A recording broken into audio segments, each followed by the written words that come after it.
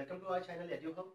In this video, we are going to discuss about the AMU B.Ed entrance paper which is held on 23rd November 2020.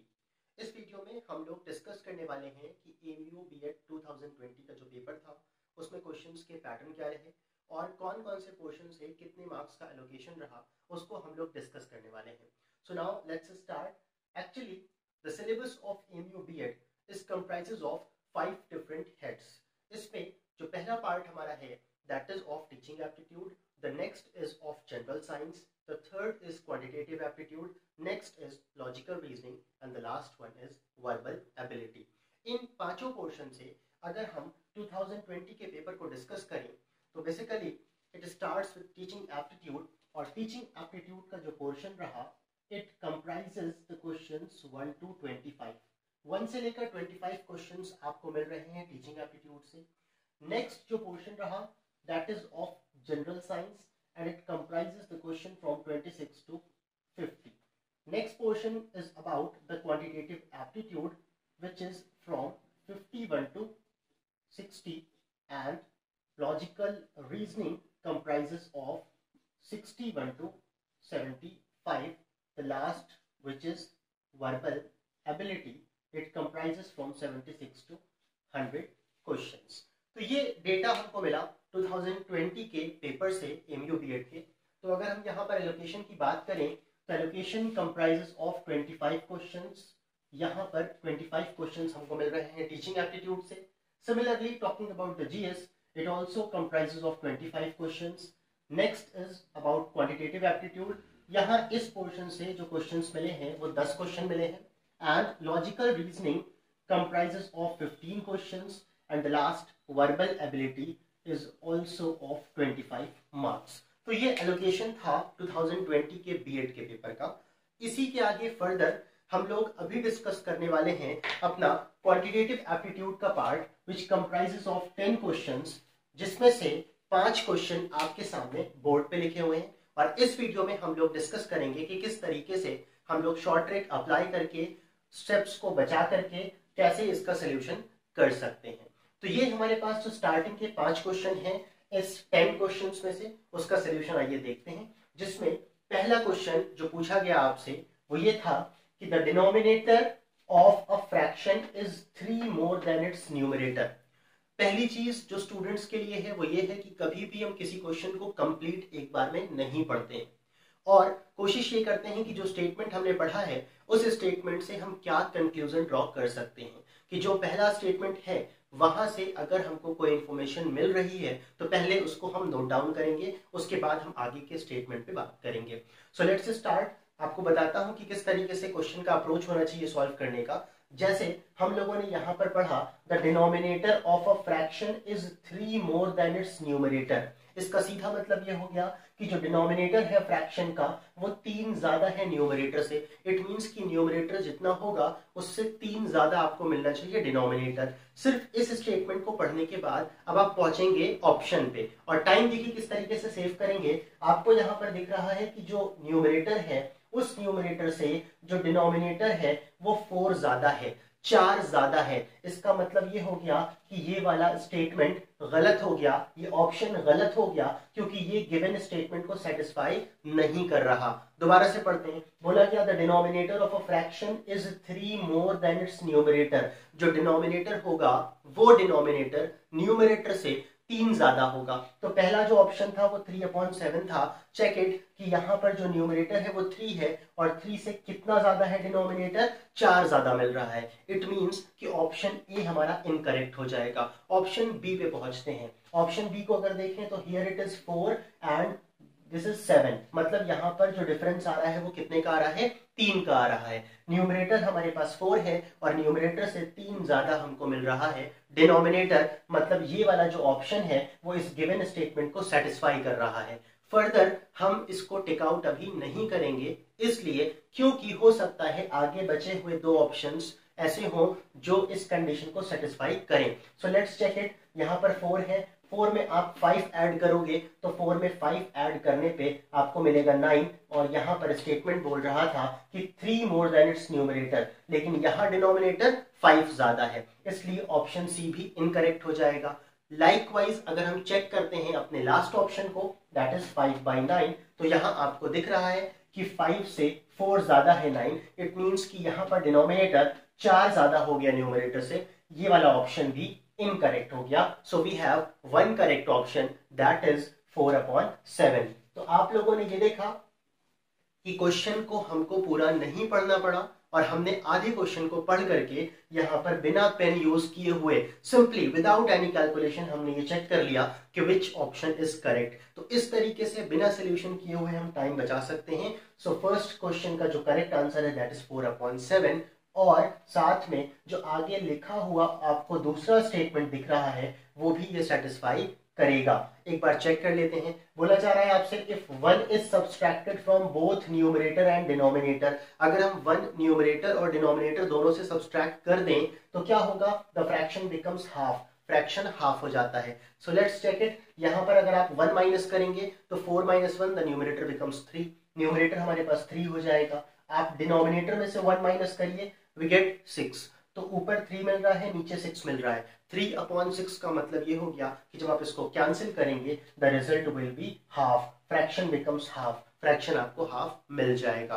तो जब पहली वाली condition satisfy कर रहा है एक ऑप्शन तो वही करेक्ट होगा, लेकिन अगर 2 ऑप्शन करेक्ट होते तब हमको दोनों कंडीशन को सेटिस्फाई करके चेक करना पड़ता। सो दिस इज हाउ हम लोग बिना कैलकुलेशन किए हुए टिक कर सकते हैं, चेक कर सकते हैं कि कौन सा करेक्ट ऑप्शन है।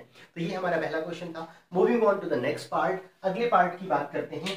नेक्स्ट क्वेश्चन हमारे पास है the sum of 2 numbers one of which is 2/3 times the other is 60।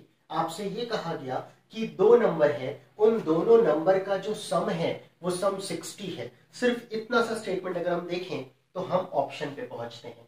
The sum of 2 numbers one of which is 2/3 times the other, ये एक ऐसी इंफॉर्मेशन है जो एडिशनल इंफॉर्मेशन है। इसको मैं यहां पर ब्रैकेट में कर देता हूं कि ये इंफॉर्मेशन हम लोग बाद में यूज करेंगे। अब आप इसको एलिमिनेट करके पढ़िए। लिख रहा है the sum of 2 numbers is 60, 2 numbers का जो सम होगा वो 60 होगा। तो ऑप्शन पे पहुंचते हैं, देखते हैं यहाँ पर 20 और 40 मिलाकर के 60 मिल रहा है, मतलब ऑप्शन ए करेक्ट हो सकता है। उसके बाद नेक्स्ट आएंगे, ऑप्शन बी की बात करें 25 एंड 35, अगेन दिस बिकम्स 60, ये वाला जो सम मिल रहा है वो भी हमको 60 मिल रहा है। नेक्स्ट आते हैं 36 + 24, again 60, and the last 38 + 22, this also becomes 60। मतलब चारों ऑप्शन में जो सम हमको मिल रहा है वो सम हम देख रहे हैं कि हर जगह हमको 60 मिल रहा है। It means all the 4 options are correct according to the statement 1।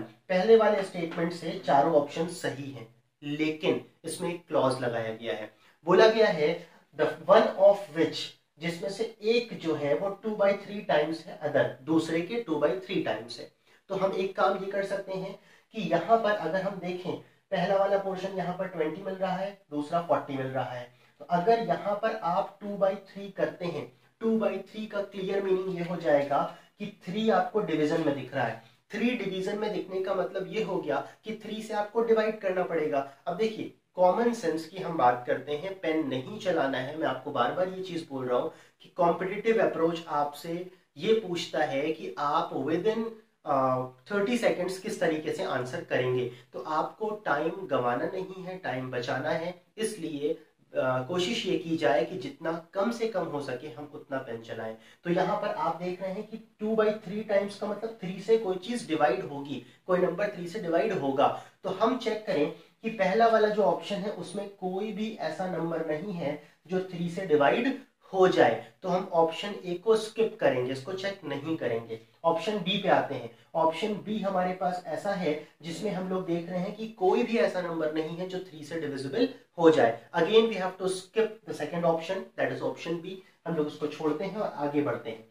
यहां पर अगर आप देखें तो इसमें एक ऑप्शन ऐसा दिख रहा है आपको जो 3 से डिविजिबल हो जाएगा, मतलब 36 जो है वो 3 से डिविजिबल हो जाएगा, ऐसा हो सकता है। तो हम क्या करेंगे, हम अभी इसकी बात ना करके हम इस पे पहुंचते हैं, ऑप्शन डी पे आते हैं। ऑप्शन डी का कोई भी नंबर ऐसा नहीं है जो 3 से डिविजिबल हो जाए। इसलिए हमारे पास सिर्फ ऑप्शन सी बच रहा है। ऑप्शन सी में ये 36 आपको दिख रहा है, आप यहाँ पर 2/3 कर दीजिए 36 का। एक नंबर 36 हो गया, 36 का जब आप 2/3 करेंगे दिस बिकम्स 12 और 12 को 2 से मल्टीप्लाई करेंगे तो अपने आप हमको दूसरा नंबर जो था 24 वो मिल जाएगा। इट मींस कि पहले वाले नंबर का अगर हमने 2/3 किया तो हमको दूसरा नंबर ऑब्टेन हो रहा है, जो कि आपका क्वेश्चन बोल रहा था one of which is 2/3 times the other.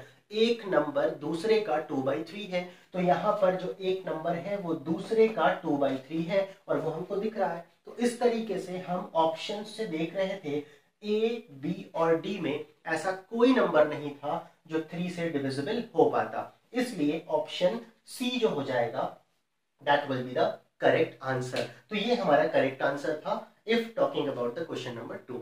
ये हमारा सोल्यूशन था। तो दोनों ही क्वेश्चन में हम लोगों ने बिना पेन यूज किए, बिना कैलकुलेशन यूज किए हुए हम लोगों ने आसानी के साथ आंसर को फाइंड कर लिया। Now moving on to the question number 3। अगर हम क्वेश्चन नंबर 3 की बात करते हैं तो क्वेश्चन नंबर 3 आपसे ये कहता है a man leaves half of his property to his wife, 1/3 to his son and the remaining to his daughter. It means आपसे ये बोला गया कि हमारे पास जो हम प्रॉपर्टी जो अपनी तरफ से कंसिडर करेंगे, लेट इट बी एक्स, उसको हमने एक्स मान लिया, हमने ये कंसिडर कर लिया कि वी हैव एक्स प्रॉपर्टी। तो अब करना ये है कि यहाँ पर अगर हम कंसिडर कर लेते हैं कि हमारे पास एक्स प्रॉपर्टी है, उस टोटल एक्स प्रॉपर्टी में से क्या बोला गया, क्वेश्चन बोल रहा है man leaves half of his property to his wife.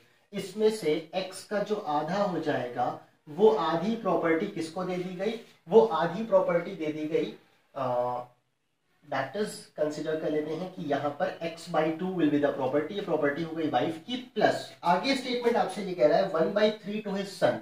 इसका मतलब x/3 टू हिज सन, ये प्रॉपर्टी हो गई सन की और टोटल प्रॉपर्टी थी x। इस टोटल प्रॉपर्टी में से हम लोगों ने वो प्रॉपर्टी माइनस कर दी जो वाइफ और सन को दी गई है, इसलिए क्योंकि जो बची हुई हमारे पास यहाँ पर जो वैल्यू है वो प्रॉपर्टी किसको दी जाएगी, डॉटर को दी जाएगी, the remaining to his daughter. तो टोटल प्रॉपर्टी x हो गई, इस x में से वाइफ की प्रॉपर्टी को माइनस किया और साथ में सन की प्रॉपर्टी को माइनस किया, जो बचा वो डॉटर को मिला and daughter receives, if the daughter share is 15,000, अगर डॉटर का शेयर 15,000 है तो आपको बताना है कि कितना, how much money did the man leave, man ने कितना पैसा लीव किया था।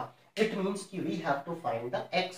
देखते हैं यहाँ पर एलसीएम ले लेंगे, एलसीएम विल बी 6, यहाँ वैल्यू हो जाएगी 6x minus this becomes 3x and this becomes 2x is equals to 15,000। 6x में से 5x जाएगा, x बचेगा और इसको मल्टीप्लाई करेंगे, द वैल्यू विल बी 90,000।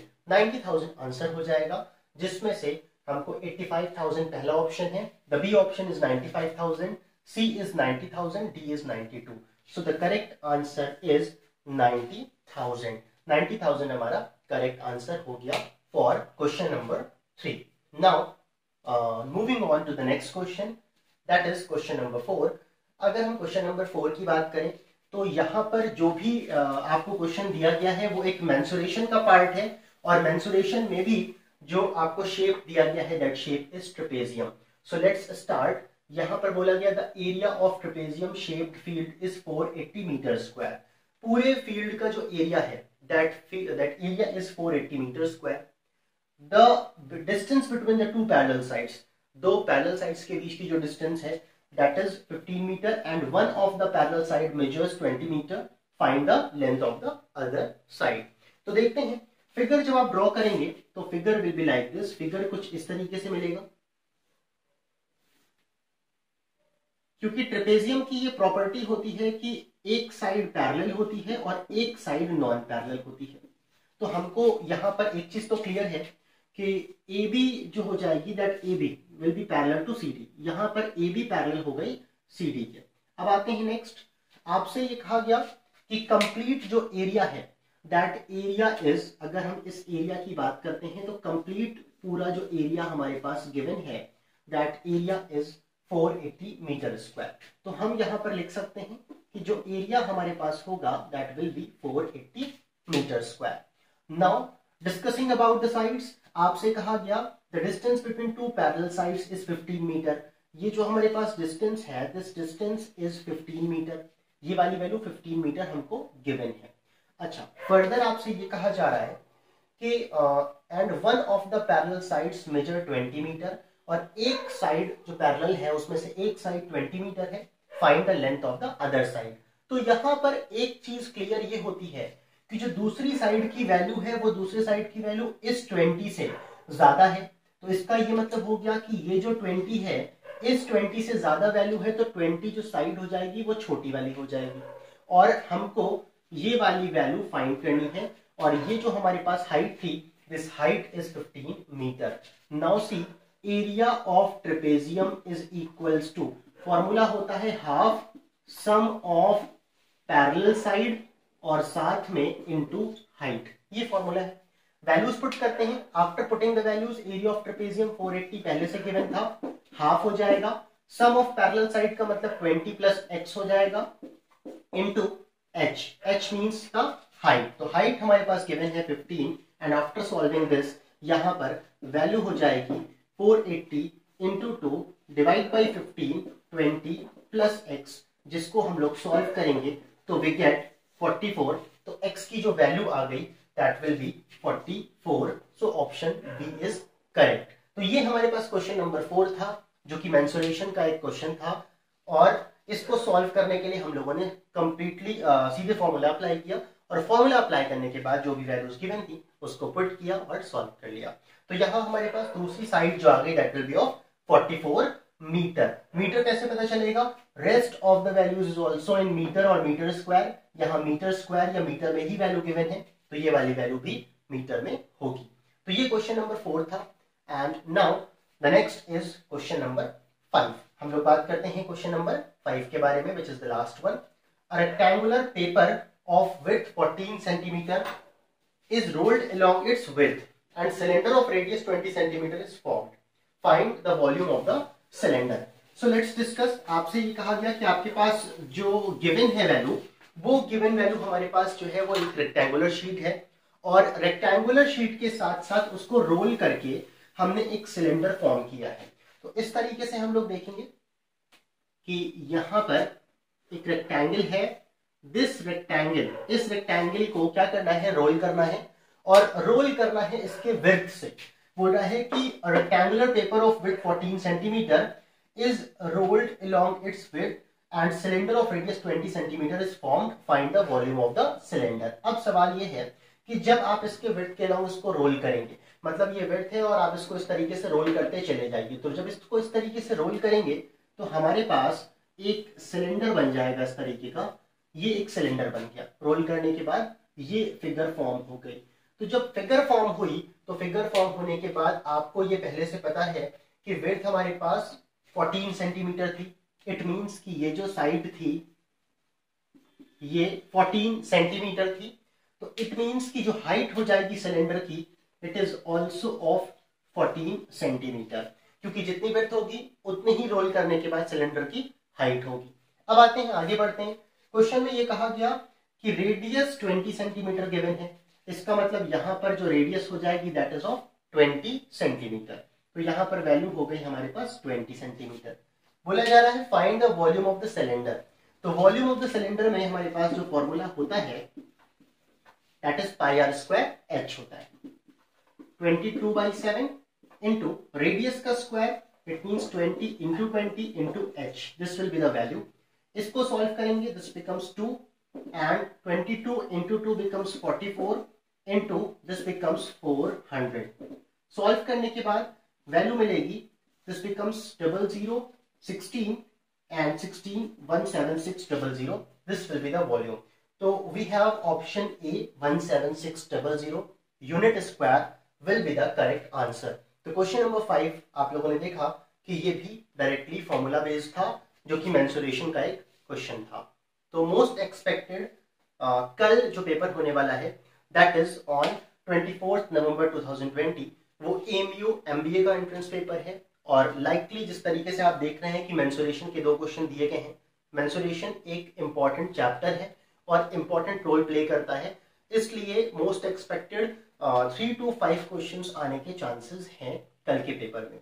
तो ये हमारे स्टार्टिंग के 5 क्वेश्चन थे आउट ऑफ दीज 10 क्वेश्चंस, और नेक्स्ट 5 क्वेश्चंस हम लोग रिकॉर्ड करेंगे नेक्स्ट वीडियो में। तब तक के लिए गुड बाय।